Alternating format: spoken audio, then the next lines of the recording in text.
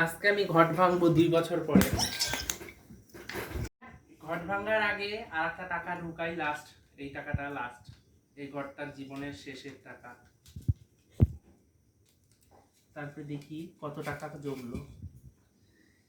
ঠিক আছে,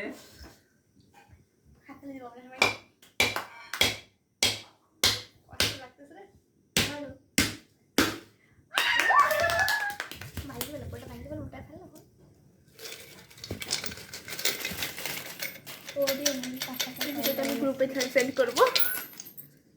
কত কিছু বাঁচছে রে, 5 টাকার কয়েন অ্যাড্রেস আছে না? ভিডিও বানিয়ে দেবো। এক আমার এখন কয়টা 500 টাকা নোট আছে? 2 3 4